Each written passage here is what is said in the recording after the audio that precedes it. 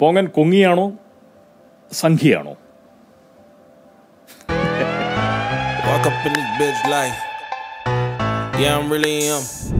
ഇന്നാളുവരെ ഞാൻ കമ്മിയായിരുന്നെന്നറിയാവുന്ന ചിലർ എന്നോട് പലപ്പോഴായി ചോദിക്കുന്ന ഒരു ചോദ്യമാണിത്. ആ ചോദ്യത്തിന് ഉത്തരം നൽകാൻ പറ്റിയിട്ടുള്ള ഏറ്റവും നല്ല സമയം ഇതാണെന്ന് തോന്നുന്നുണ്ട്. അതുകൊണ്ട് പറയാം, ഈ അനുസരണ, അച്ചടക്കം, അർപ്പണബോധം, ആശ്രിതചിത്തം, ആലോചനാ വിരുദ്ധത, അന്വേഷണത്വരയുടെ അഭാവം, അതുപോലെ തന്നെ ആത്മബോധരാഹിത്യം, അണിയാള ബുദ്ധി, ഇങ്ങനെയെല്ലാമുള്ള സദ്ഗുണങ്ങൾ ഉണ്ടെങ്കിലേ ഒരു മനുഷ്യന് അനുഭാവി എന്ന നിലയിൽ പോലും ഏതെങ്കിലും ഒരു രാഷ്ട്രീയ കക്ഷിയോട് ഒത്തുപോകാൻ കഴിയും. ഈ യോഗ്യതകളൊന്നും സത്യത്തിൽ പോങ്ങനില്ല. എനിക്ക് അങ്ങനെ പ്രത്യേകിച്ച് യാതൊരു അടുപ്പവും ഒന്നിനോടുമില്ല. അതായത് അമിതമായിട്ടുള്ള അടുപ്പം. അതുപോലെ തന്നെ ഒന്നിനോടും ഒരകൽച്ചയുമില്ല. ഏതു പാർട്ടിയായാലും ഇതര പാർട്ടികളോട് വിരോധം സൂക്ഷിക്കണം. അതാണ് നമ്മുടെ നാട്ടുനടപ്പ്. നേതാക്കളുടെ കാര്യമല്ല, അണികളുടെയും അനുഭാവികളുടെയും കാര്യമാണ് പോകൻ പറഞ്ഞത്. എന്തായാലും എനിക്കതും പറ്റില്ല. ആളുകളോട് വിയോജിക്കാം, വിരോധപ്പെടാൻ വയ്യ. ആളുകളെ വിമർശിക്കാം, പക്ഷെ വെറുക്കാൻ പറ്റില്ല. കമ്മിയായിരുന്ന കാലത്തും സംഘികളെയോ കുങ്ങികളെയോ ഒന്നും പോങ്ങൻ വെറുത്തിട്ടില്ല.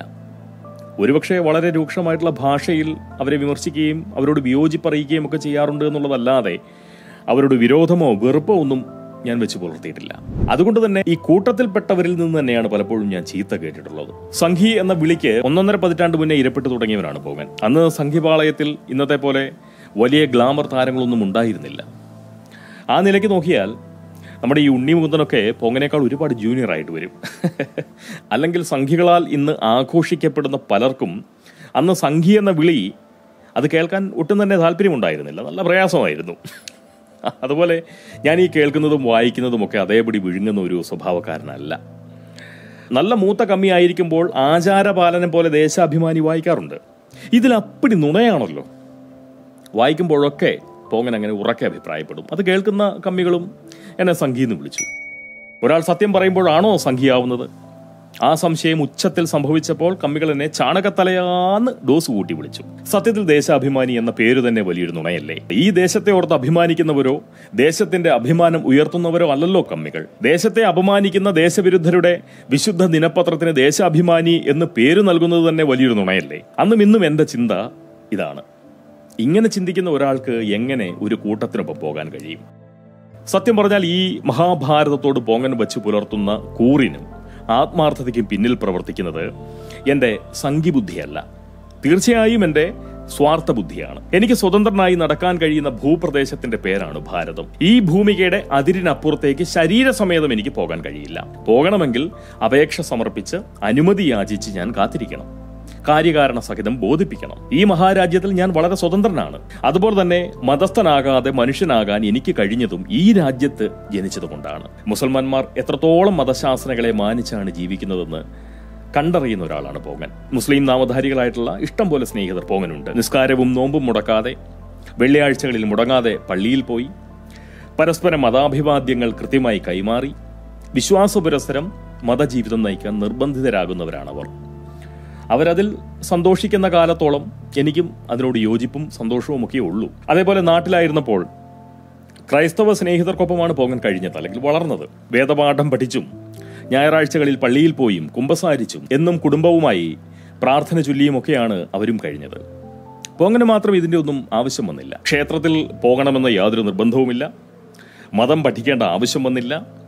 മതപുരോഹിതന്മാരുടെ ആജ്ഞകളനുസരിച്ചിട്ട് ജീവിതം കഴിക്കേണ്ട സാഹചര്യമില്ല. ക്ഷേത്രങ്ങളിൽ വേണമെങ്കിൽ പോകാം, പോകാതെയും ഇരിക്കാം.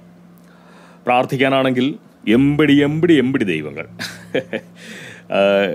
സത്യം പറഞ്ഞു കഴിഞ്ഞാൽ ഫാസിസ്റ്റുകളായിട്ടുള്ള ദൈവങ്ങൾ വരെയുണ്ട്. നല്ല മാരകായുധങ്ങൾ ഏന്തിയ ദൈവങ്ങൾ വരെയുണ്ട് ഹിന്ദുക്കൾക്ക്. ഇഷ്ടം പോലെയുണ്ട്.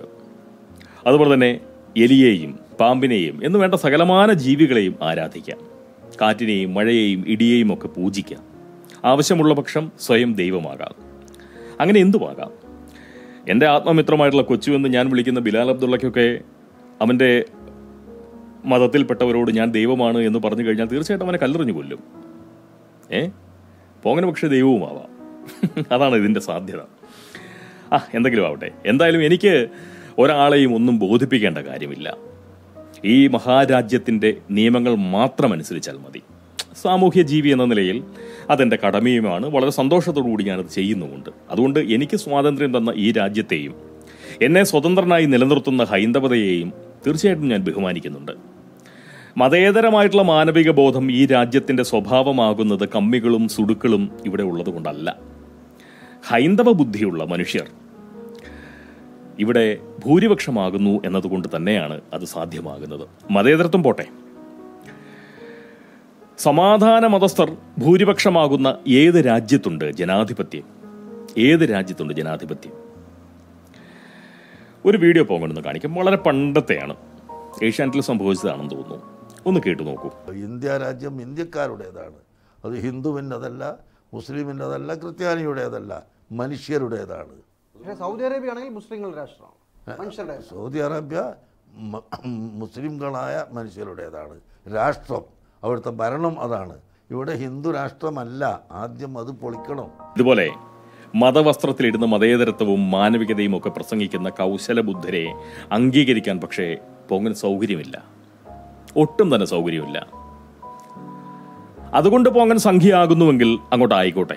ഞാൻ എൻ്റെ ദൈവങ്ങളുടെ പുറകെ നടന്നിട്ടില്ല, ഞാൻ എൻ്റെ മതം പറഞ്ഞു നടന്നിട്ടില്ല, ഞാൻ മറ്റു മതസ്ഥരെ കുറ്റം പറഞ്ഞു നടന്നിട്ടില്ല, ഞാൻ മറ്റു മതസ്ഥരെ ഇകഴ്ത്തിയിട്ടില്ല, അവരുടെ ദൈവങ്ങളെ നിന്ദിച്ചിട്ടില്ല, അവരുടെ ആചാരങ്ങളെ പരിഹസിച്ചിട്ടില്ല, അവരുടെ സ്വാതന്ത്ര്യങ്ങളിലും അവരുടെ ആചാരപരമായിട്ടുള്ള കാര്യങ്ങളിലുമൊന്നും അഭിപ്രായം പറയാനോ ഇടപെടാനോ ഒന്നും ഞാൻ പോയിട്ടില്ല.